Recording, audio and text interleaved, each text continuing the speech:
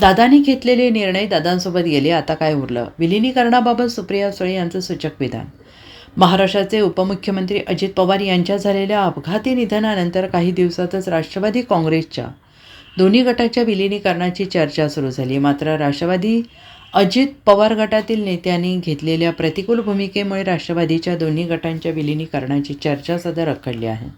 त्या पार्श्वभूमीवर दिवंगत अजित पवार यांच्या चुलत भगिनी आणि राष्ट्रवादी शरद पवार पक्षाच्या खासदार सुप्रिया सुळे यांनी एक सूचक विधान केले. दादांनी घेतलेले निर्णय हे दादांसोबतच गेले, असं सुप्रिया सुळे यांनी म्हटलंय. अजित पवार यांच्या अपघाती मृत्यूबाबत सुरू असलेल्या उलटसुलट चर्चा आणि राष्ट्रवादी काँग्रेसच्या दोन्ही गटांच्या विलिनीकरणाबाबत लढवले जात असलेले तर्कवितर्क यांच्या पार्श्वभूमीवर आज प्रसारमाध्यमांशी संवाद साधताना सुप्रिया सुळे म्हणाल्या की आता माझा भाऊच राहिलेला नाही, आता दादा राहिला नाही तर बाकीच्यांना अर्थ काय? त्यांचं दुःख, दादाने घेतलेले निर्णय, दादाची स्वप्न सारं काही दादासोबत केली आहेत. आज माझा भाऊच राहिला नाही, त्यामुळे आज कोण काय म्हणतो यामुळे काही फरक पडणार नाही, अशी खंत सुप्रिया सुळे यांनी व्यक्त केली. यावेळी नरेश अरोरा यांना राज्यसभेची खासदारकी देण्याबाबत प्रसारित झालेल्या वृत्तांबाबत सुप्रिया सुळे यांनी म्हटले की याबाबत आज सकाळी मी अशी वृत्तपत्रात बातमी आली आहे असे अनेक वृत्तवाहिन्यांनी म्हटले. आता त्यांच्या पक्षाने कोणाला काय पद द्यायचं हा त्यांच्या पक्षाचा अधिकार आहे, त्यांच्या पक्षाचा अंतर्गत विषय आहे, असं सुप्रिया सुळे यांनी म्हटलेलं आहे. चर्चा नाही, अर्थ घ्यायचा आहे विलिनीकरणाची चर्चा आता गुंडाळली. मी तुम्हाला एक गोष्ट सांगू का? माझा भाऊच राहिला नाही, आता दादाच नाही राहिला. क्या मायने रखता है? त्याचं दुःख, दादांनी घेतलेले निर्णय, दादाची स्वप्न ही दादाबरोबरच गेली आणि आज माझा भाऊच नाही राहिला. त्याच्यामुळे आज कोण काय म्हणतंय मला काय फरक पडतो? मला खरंच सांगा. नरेश अरोरा हे त्या पक्षाचे सल्लागार आहेत, त्यांना राज्यसभा दिली जाणार असल्याची या बातम्या येत आहेत. कसं बघता, कारण दादांनी जी बैठक शेवटची झाली तटकरेंसोबत, त्या नरेश अरोरांना काम जे दिलं होतं ते कमी करण्यासंदर्भात चर्चा झाली होती. आता त्याच अरोरांना राज्यसभा मिळणार असं सांगितलं जातं. आजच्या सकाळच्या वर्तमानपत्रात संभाजीनगरला ती बातमी आली आहे असं अनेक चॅनल्सवर सांगण्यात आलंय.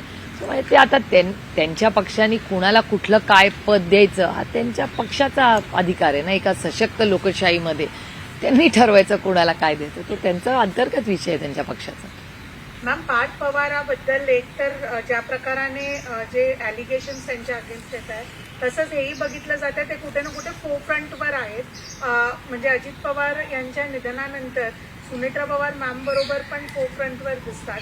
तर एक नैतिकता म्हणून कुठे ना कुठे एक अकाउंटेबिलिटी फिक्स होते, ती दिसून येत नाही, हेही कुठे समजतं.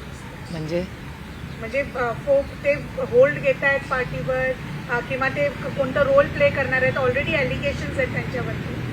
एक हा प्रश्न, बरोबरच सरकारचा पण कुठे ना कुठे प्रेशर आहे का या पूर्ण सुनेत्रा पवार आणि अजित पवार या फॅमिलीवरती? कारण की पहिले नरहरी झिरवळ, इव्हन पार्टीवरती पहिले नरहरी झिरवळ आणि आता हा अहवाल. मला खरंच याच्यावर काही फार बोलता येणार नाही, कारण का हा त्यांचा सगळ्यांचा तोच अंतर्गत प्रश्न आहे. त्यांनी त्यांचे मित्रपक्ष त्यांनी सगळ्यांनी काय करायचं हा त्यांचा अंतर्गत प्रश्न आहे ना. त्याच्यात मी कसं ढवळाढवळ करणार? आणि एका सशक्त लोकशाहीमध्ये प्रत्येकाने काय निर्णय घ्यायचा, काय करायचं, तो अधिकार संविधानाने त्यांना दिलेला आहे. त्याच्यामुळे तो त्यांचा इंटरनल इश्यू आहे. दादांच्या अपघाती निधनाला आता जवळपास 20 दिवस पूर्ण होत आले, पण प्राथमिक जो अहवाल असतो चौकशीचा किंवा नेमकं काय झालं हे कुठल्याही पद्धतीनं समोर सांगितलं जात नाहीये. अनेक प्रकारच्या शंका उपस्थित केल्या जातात. तर रोहित पवारांनी ज्या पद्धतीनं पत्रकार परिषद घेतली होती की हा घातपात आहे असं त्यांचं स्पष्टपणे म्हणणं आहे. तीच रीग अनेक नेते ओढताना बघायला मिळतात. पण अहवालाबद्दल मात्र डीजीसीकडनं काही सांगितलं जात नाही, अशी ही चर्चा आहे. एक प्रकारची अशाही बातम्या आहेत की काही प्रमाणामध्ये ब्लॅक बॉक्स जळालेला आहे आणि तो दुसऱ्या देशामध्ये रिकव्हर करण्यासाठी पाठवला जाणार नाही. अनेक माध्यमातून किंवा वर्तमानपत्रातून ह्या बातम्या रोज येत आहेत. रोहितमध्ये अस्वस्थता आहे का? तर अर्थातच आहे. आम्ही त्याचा तो काका होता. त्याच्यामुळे जर एखाद्या मुलाला वाटत असेल की ह्याच्यात काहीतरी अस्वस्थ करणारं आहे, आणि बऱ्याच लोकांचं तसं मत आहे, म्हणजे अमोल मिटकरींचं तसं मत आहे. मी वर्तमानपत्रातही वाचते, टीव्हीवरही बघते, आणि त्याच्यामुळे तो धडपड करतोय रोहित त्याच्यासाठी, आणि त्याला कुठेतरी अस्वस्थ वाटते आणि साहजिक आहे. असं जर त्याला वाटत असेल तर त्याच्यात काही गैर नाही.